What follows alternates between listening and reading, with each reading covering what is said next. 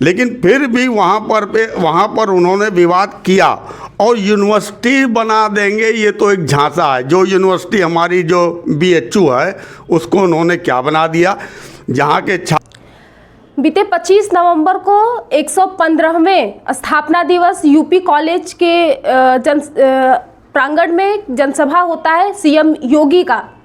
CM Yogi Adityanath जब अपने जनसभा संबोधित करते हैं लोगों को, तो उसमें एक बात वो कहते हैं कि यूपी कॉलेज जो अभी इस समय कॉलेज है उसको यूनिवर्सिटी बनाएंगे। इसके बाद से पूरे 2018 का एक पेपर वायरल होता है एक्स पे कि ये वक्फ बोर्ड का संपत्ति है। उसके बाद से ही यूपी कॉलेज में दंगे होना शुरू हो रहा है। हमारे साथ मौजूद है कांग्रेस के वरिष्ठ नेता हैं, उनसे हम बातचीत करेंगे। यूपी कॉलेज को कॉलेज नहीं अब यूनिवर्सिटी बनाया जाएगा, जबकि बनारस में बनारस हिंदू यूनिवर्सिटी है, महात्मा गांधी काशी विद्यापीठ यूनिवर्सिटी है, संस्कृत यूनिवर्सिटी है। उसके बावजूद भी देखिए, योगी जी जहाँ पहुँच जाएंगे तो उनकी मंशा हिंदू और मुस्लिम को लेकर के ही आगे बढ़ सकती है या उनको राजनीतिक लाभ मिल सकता है। यूपी कॉलेज में अच्छा खासा हम भी यहीं के पढ़े हैं और हमको अच्छी तरीके से याद है कि वहाँ पे बच्चे पढ़ते और टीचरों का, वहाँ पर जो हम लोग जो टीचर थे उनका इतना दहशत रहता था कि उस कॉलेज के अंदर नकल नहीं होती थी, ना ही कोई धार्मिक कोई विवाद नहीं था। बच्चे सब आपस में सहयोग से पढ़ते लिखते थे, एक दूसरे की मदद करते थे। एक समय वो भी था। लेकिन आज योगी जी के जाने के बाद वहाँ पे मंदिर भी निकल आया, मस्जिद भी निकल आया, फलाना भी मस्जिद थी, वहाँ नमाज लोग पढ़ते थे। लेकिन कब पढ़ते थे? बहुत पुरानी मस्जिद थी, 1947 से पहले की मस्जिद थी। लेकिन फिर भी वहाँ पर उन्होंने विवाद किया और यूनिवर्सिटी बना देंगे, ये तो एक झांसा है। जो यूनिवर्सिटी हमारी जो बीएचयू है उसको उन्होंने क्या बना दिया, जहाँ के छात्र विश्व में नाम करते हैं। बीएचयू के जो छात्र हैं विश्व के अंदर नाम करते हैं और तमाम प्रोफेसर जो कहते हैं विदेशों में भी हैं। बीएचयू से निकले छात्र जो हैं, विद्यापीठ भी है, वीरों की विद्यापीठ में जो है हमारा जो काशी जो महात्मा गांधी विद्यापीठ जो है वहाँ पे भी एक से एक छात्र, एक से एक जो है आंदोलन, समाजवाद के जो आंदोलनकारी जितने भी हैं सब वहीं से, जितने भी कम्युनिस्ट के विचारधारा के लोग थे, सारी विचारधाराएं जो है इन सब जगह से निकली और अपने अपने क्षेत्र में जा कर के उन्होंने अपना अपना नाम रोशन किया। और यूपी कॉलेज का भी नाम इसी तरीके से छात्रों के बीच में जो है प्रचलित रहा है, फेमस रहा है। मगर ये जो इन्होंने जा कर के एक तो सगुफा दिया कि यूनिवर्सिटी बना देंगे, छात्रों को इन्होंने मानसिक रूप से चढ़ाने का भी काम किया और एबीवीपी वालों को ये भी उन्होंने जता दिया वहाँ पर कि अब तुम्हारा यहाँ पर जो है बोलबाला अपना तुम कायम करो। और जिसके नतीजा ये हुआ कि उन्होंने मस्जिद के नाम पर एक नया विवाद खड़ा कर दिया। मतलब बनारस में यूपी कॉलेज को एक मतलब कि एक तरीके से तूल पकड़ा दिया कि अब यहाँ पे विवाद होगा। हाँ, ये बताइएगा कि मतलब कि एक तो उन्होंने जब से कह दिया उसके बाद से चलो, पहले से सभी जानते हैं कि वहाँ पे नमाज पढ़ा जाता था, अगर मस्जिद है तो नमाज पढ़ा जाएगा। लेकिन सीएम योगी आदित्यनाथ के कहने के बाद वहाँ पे हनुमान चालीसा पढ़ना, ये कहाँ से उचित है? देखिए, हनुमान चालीसा तो हमारे ख्याल से जितने हिंदू भाई लोग हैं सब पढ़ते हैं, हम भी पढ़ते हैं, घर में पढ़ते हैं, भारी संख्या में लोगों ने पढ़ा वहाँ। हाँ, हम भी पढ़ते हैं, घर में पढ़ते हैं या मंदिर में पढ़ते हैं। लेकिन किसी धार्मिक स्थल के सामने जा कर के हम जब हनुमान चालीसा पढ़ना शुरू करते हैं तो वो जो है एक तरह से द्वेषात्मक कार्रवाई के रूप में होती है। यानी किसी भी किसी भी धर्म विशेष की भावना को भड़काने का काम एक पक्ष ने किया और उसके ऊपर सीधा सीधा हाथ हमारे योगी जी का था, जिन्होंने जो है अल्पसंख्यक समुदाय के लोगों की भावना को भड़काने का या चोट पहुंचाने का या उनको नीचा दिखाने का कुलसित प्रयास किया गया वहाँ पर, जिसका कि मैं भर्त्सना करता हूँ। और ऐसे लोग जो हैं केवल राजनीतिक लाभ के लिए इस ढंग की जो दंगा फसाद कराने की मकसद से इन लोगों ने किया था, जो कि कभी हम लोग सफल नहीं होने देंगे। मतलब कि आपके कहने का मतलब है कि सीएम योगी आदित्यनाथ जानबूझ के ऐसा उन्होंने किया है? बिल्कुल ऐसा उन्होंने जानबूझ के किया भाई। उसका लाभ जो है, अगर हिंदू मुस्लिम भावना भड़केगी तो हिंदू बहुल क्षेत्र है तो लाभ किसको मिलेगा? सीधे सीधे योगी जी को मिलेगा या उस पार्टी विशेष को मिलेगा। तो वो तो चाहते हैं कि जितने भी हिंदू की भावना को भड़का कर गोलिया सको, और गोलिया करके देखिए सारी जितने भी जनहित के मुद्दे हैं सब पीछे छूट जाते हैं जब धार्मिक भावना भड़काई जाती है। भ्रष्टाचार, महंगाई, महिला सुरक्षा, ये जितने भी चीज़ें हैं, है ना, ये सब पीछे चले जाएंगे और ये चीज़ आगे आ जाएगी जिसका लाभ इनको जो है चुनाव में मिलता है। अभी आज कहा जा रहा है कि AIMI के सुप्रीमो असदुद्दीन ओवैसी भी आए थे। भाई स्वाभाविक है, जब राजनीति हो रही है, मुद्दा तो वहाँ राजनीति चल रहा होता है वो अपरोक्ष रूप से, और वहाँ ये भी लड़ाई चल रही होती है कि किस तरह से दंगा फसाद करा करके जो है हम वोट बैंक को गोलियाएं। तो देखिए, जब किसी भी समुदाय के साथ के सीने पे चोट किया जाएगा तो उस समुदाय के नेता लोग वहाँ जरूर पहुँचेंगे। चाहे वो दलित समाज के अगर किसी के साथ कोई घटना घटेगी तो दलित समाज के नेता पहुंचेंगे, चाहे वो सपा के हों, चाहे वो कांग्रेस के हों, चाहे वो भाजपा के हों। भाजपा के भी जो दलित समुदाय के नेता हैं वो भी पहुंचेंगे। उसी तरह मुस्लिम के साथ भी है।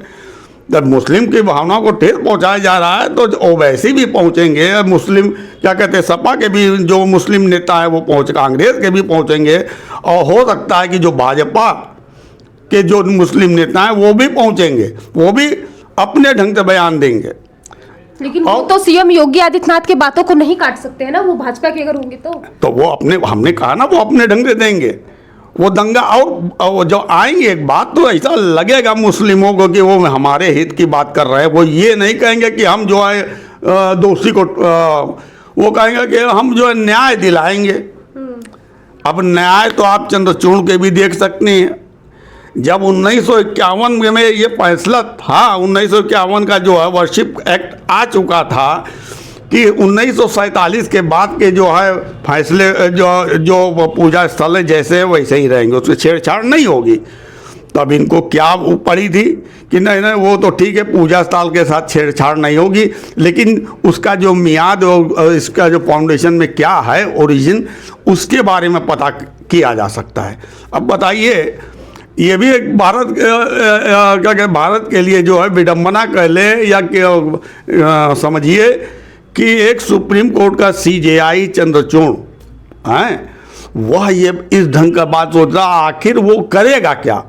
खुदाई उदाई करा कर अगर हिंदू मुसलमान आप मस्जिद को या मंदिर को जैसे के तैसे रहना देना चाहते हैं, मगर आप जब खुदाई करा रहे हैं तो उसमें अगर मान लिए कुछ जिसके भी पक्ष के हक की बात निकल गई उसके अंदर, तो कहेगा कि ये मेरा है। तो आप तो विवाद को जन्म देना चाहते हैं, आप तो विवाद बढ़ाना चाहते हैं।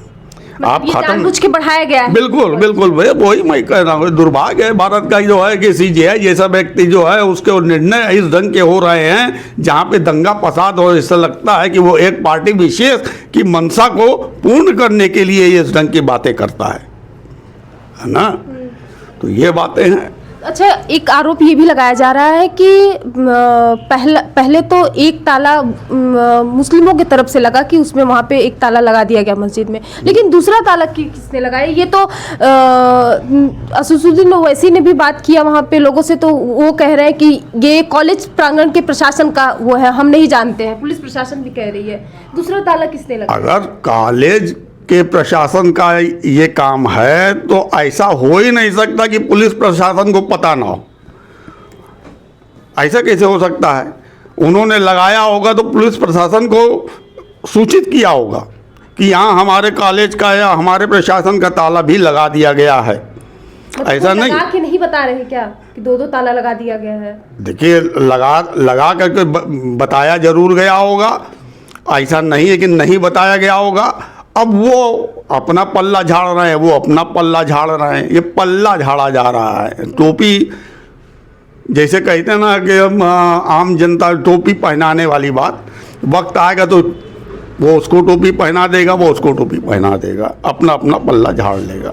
एक आखिरी सवाल है, कहा जा रहा था कि लोग जिस तरीके से अब यूपी कॉलेज में दंगे हो गए, कहा जा रहा था कि पहले एंट्री प्रशासन आईडी चेक कर रही थी, लोगों का नाम और आईडी चेक कर रही थी कि वहाँ पे कौन क्या है, ऐसे चेक करके तब प्रांगण में एंट्री किया जा रहा था। ये कॉलेज में सही है क्या करना ये काम? देखिए, अगर स्थितियां परिस्थितियां विषम है और वहाँ के कुलपति ने अगर ये कह रखा है, प्रशासन जब उनकी जो अपनी प्रशासन के कंट्रोल के बाहर चीज़ें हैं, नहीं नियंत्रित हो रही है, तो जिला प्रशासन से मदद लेती है और उसमें उनको जो है बाकायदे लिखित उनको दिया जाता है कुलपति साहब कि आप इसको नियंत्रित करिए, अपने स्तर पर नियंत्रित करिए।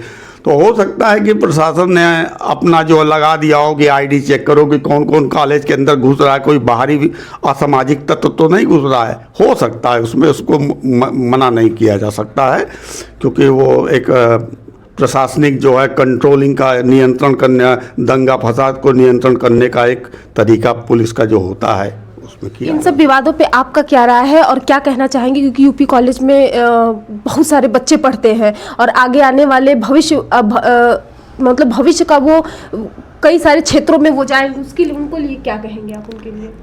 मैं छात्रों से ये अपील करूँगा कि आपको भारत के संविधान को जानना चाहिए और समझना चाहिए।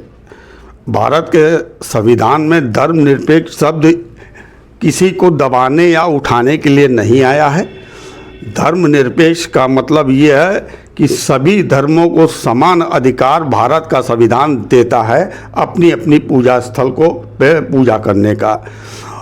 और कोई भी सरकार, प्रियम्बल में भी है, प्रस्तावना में भी लिखा हुआ है कि कोई भी सरकार किसी भी धर्म को ना तो प्रोत्साहित करेगी, ना ही किसी अन्य धर्म को हतोत्साहित करेगी।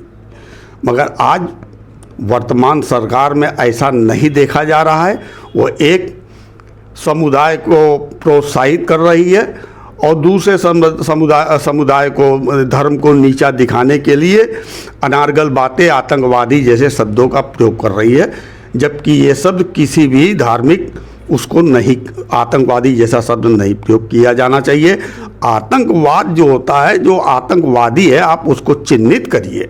आतंकवाद जो होता है वो टेररिस्ट होता है, वो समाज के अंदर कहीं पे भी टेरर फैलाता है, उसको आप चिन्हित करिए, उस पर आप कार्रवाई करिए, उसमें कोई गुरेज नहीं है।